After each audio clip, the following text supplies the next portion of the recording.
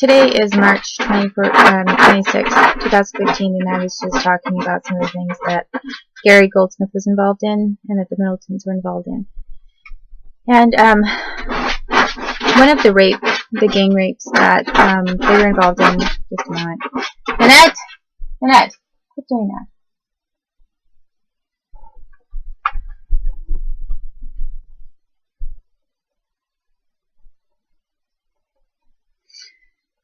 Was something that they colluded to do with a group in the United States as well. And one of the groups each had a can of pop. And, I called it pop because that's what we called it. We didn't call it soda like people do on the East Coast. Back then we called it pop. And they said they were popping my cherry, basically, is what they did when they were gang raping me. And they all gathered around. Each of them had a thing of pop. They'd pop open the tab and then rape me. And they all did it like one after the other. And then a different group was popping the lids off, popping the caps off of a different kind of bottle, like glass bottles. So each of them, they were all popping off the caps to the tops of lid glass bottles, and said the same thing, that they were popping my cherry and taking the cap off or whatever, and so they did that in a gang of men. And this group that I already described that was connected to Gary Goldsmith, where I was gang raped, was also connected to Mike Middleton. And I said I wasn't sure if he was there, but he was there for one of the rapes of me. He was standing right there. And so each of them popped off the top of something, and I don't remember because they mixed it all up between the U.S. people and the English British people. I don't remember if theirs was the group that used the pop cans, or if they were the ones that used the pop bottles, or the beer bottles, or soda bottles, or whatever. But that's what they were doing, and then after each one of them, would do that, then they were each taking a turn raping me, and part of that was in connection to wanting to see if I would kill myself, because first they had Gary saying how much he cared about me and loved me and sticking up for me. Like the whole group got around me and said that they wanted to get rid of me and they didn't like me and blah blah blah, and they didn't want to have me part of such and such. And so I was listening to all of that and felt depressed about it. Like nobody likes me. And then Gary spoke up for me, said all these nice things, and basically wanted me to think that he was my only supporter. That what would I do without him? He was my only supporter. So that's how he made it out to be. And then basically took me under his wing, had me living with him for a short time, and just kind of grooming me, making me feel really special, like he was my best friend, and nobody loved me like he did. And in fact, maybe nobody loved me, just Gary, only Gary Goldsmith. And if you've noticed the tattoo that he has on his arm, and you think about what his group of friends did to me, and then you look at the initials too, you can kind of get an idea of what he is most likely commemorating, and that's gang rape of me. And so he acted like so I'm saying prior to this gang rape that occurred, he was acting like there was no one else that was going to care about me or love me like him. And so, you know, when I was traumatized and everything, and then I was in a situation where I was being made to feel like someone actually cared for me and cared about me. Obviously, you know, like as any kid would, I internalized all of that and felt sort of safe and loved, and like this was my friend. And then, so I thought I had one friend in the world, basically, Gary Goldsmith. My provider, protector, and like my big brother kind of a thing. And then all of a sudden they turned on me, and he said something, and after saying he loved me all the time, he looked at me and said, "I don't love you anymore." And all of a sudden, I don't remember what the reason was, but they all then ganged up in a big group all together, and with him involved, they each one of them one by one raped me, and he did too. And after that, after saying, you know, "I don't love you anymore," and doing that to me, I was so upset and distraught. I felt like committing suicide, and that was what they were looking for, as I found out, because when I was really young, the government of, I guess, Britain and also the United States had been programming me, I guess, to use me. They wanted to use me for all I was worth, however they could. And then when they wanted to dump me, basically like kill me or have me killed off and get rid of me,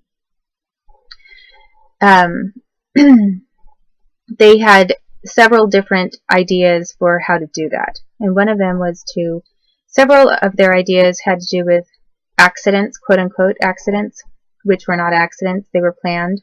And my responses to them were planned, just like their raping me and their government group rape of me was planned.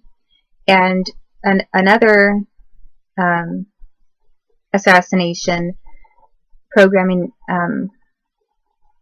thing against me was to have me commit suicide. And of course, like if I committed suicide, it would look like I did it. Nobody had any responsibility for what I did because it was my own choice.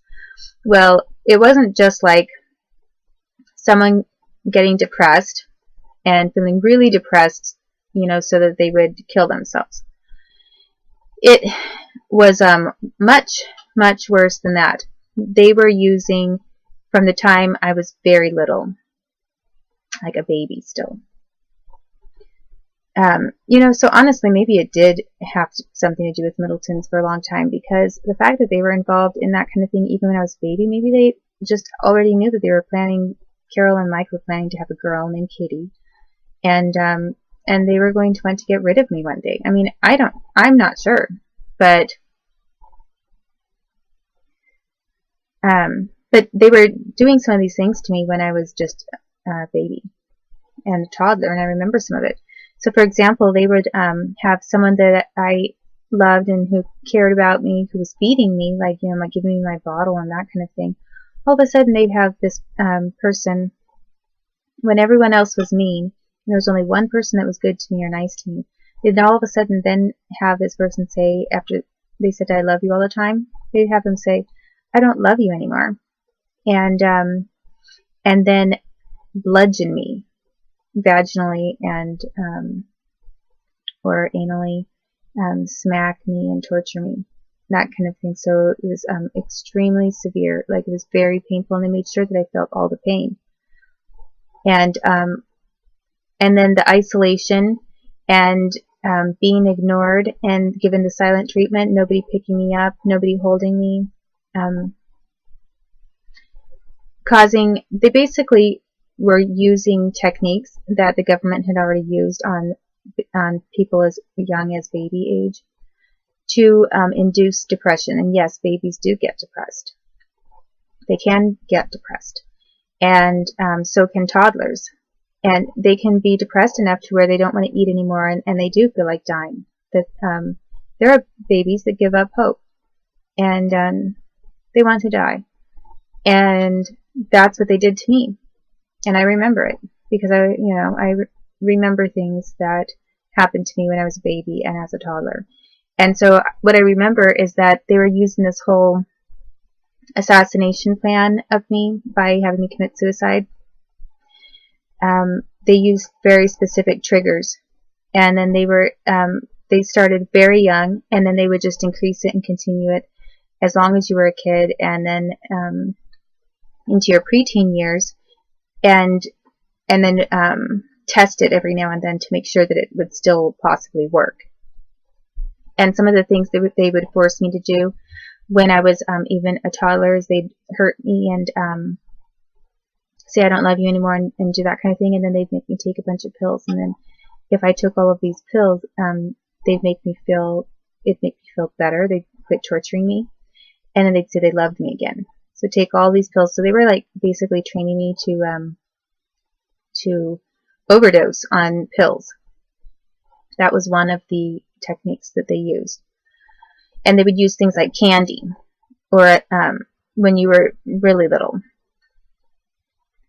And so they would do that kind of thing over and over and over, to the point where, and I was isolated, so that, human beings need social contact and affection. They don't just live on with food and a little shelter and no love or attention. And what they were doing is they were doing complete extremes, and they called it extremes. And when they were calling it extremes, they liked calling it extremes because they wanted to have it go from extreme love and comfort and protection in a bad situation 1 minute to extreme isolation and alienation from the people that you trusted the most, or that you loved or cared about the most. So they were practicing this with me, and they were using specific triggers for when I would be most prone to doing that to myself, and basically acting out what they wanted me to act out, just like all of the other programming techniques that they used against me. So this, the people who were involved in doing this included Middletons. They're not really nice people, and they were involved in doing that to me when I was a little kid, and they were also then testing this effect out on me when I was older with Gary's and Mike Middleton's entire group. And then there was a partnership group that did the exact same thing to me over in the U.S. So like these people were like kind of touching base with each other all the time in what they were doing to me. And at the same time, as I've already described, a lot of them were keeping me out of competition. As in just normal business or work or having a career, being able to use my intellect to the best of my ability. And all they wanted me to do was keep writing song after song, because they were able to steal that and make billions of dollars sometimes off of just one of my songs. And they didn't really care, even though I wanted to grow intellectually and like in the business realm or in some other kind of a career of some sort. They didn't want me to do that. They didn't even care if I did that, because they did not think that I was just going to end up in a career like that and benefit them. If I got a paycheck, the paycheck could be going straight to my account. And what they preferred is to have me freed up and have all of my time spent singing, so that they could basically bug my place, steal my songs. I never get a check for anything, and then they have some performer using all of my material. That was the way they were making money off of me. And I'm going to describe some of the things that happened after this serious gang rape of me that happened over there in England next.